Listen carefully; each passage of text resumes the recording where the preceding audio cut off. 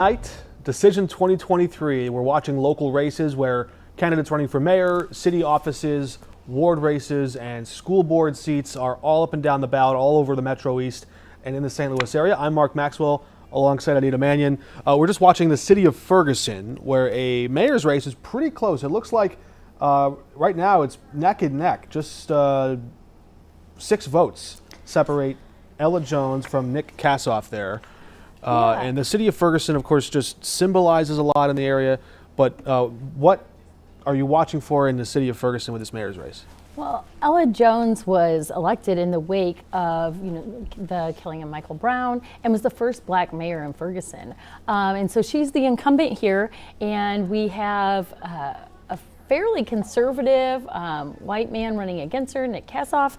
And so in some ways it's surprising that this race is so close. But, you know, like with so many municipal elections, there's a focus on crime, there's a focus on poverty, and low morale in the city. So that's something that I'm going to keep a close eye on. And we're texting right now with election officials. They're updating their websites as soon as they can. We expect to have some results coming in from the city of St. Louis as well. I don't know if this is by design, but they plan to release the full batch all at once. I think that there was 2 ideas, right? You release what you have as you have it.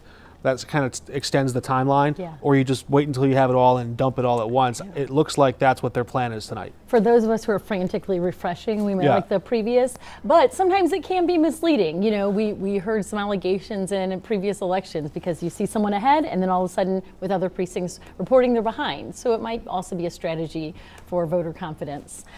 One result we do have with about half the precincts reporting in St. Louis County is on Proposition M. Right, the question about marijuana taxes, and it looks like there's pretty strong support across the board. The government's public campaign to spend $300,000 persuading voters to support it looks to have been pretty effective. Too close to call it for sure, but something would have to go very wrong for this to fail at this point. Yeah, right now it's about 2 to 1 in support. So St. Louis County residents want that tax money. Sam Page's budget gurus are breathing a sigh of relief tonight. It looks like they're going to have about $3.5 million extra in county revenue, at least until any lawsuits get filed. And there's a question over which governments are entitled to those tax dollars. We are watching results here. We're getting some text messages again.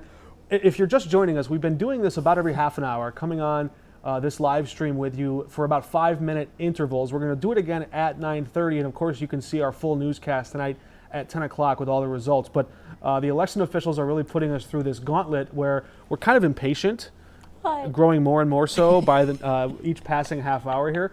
But we do expect we should have some results for you tonight. One thing we were looking at early on tonight was the strong ground game that could really make the difference in the early vote, the absentee vote.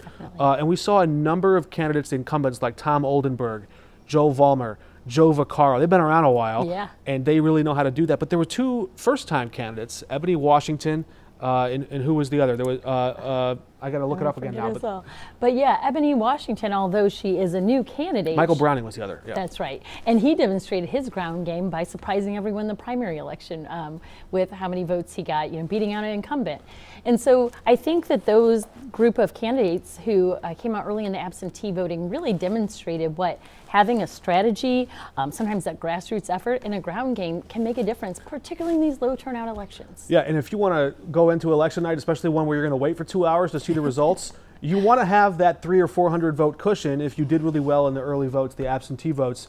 We've got about 2 minutes left here before we go to a break and then come back at 9:30. But we've talked some about the mayor's race in Ferguson. That's closer than maybe some people expected. We're also looking down south because that in the first ward, Ann Schweitzer against Tony Kirchner. He's a sheriff there with the backing of police.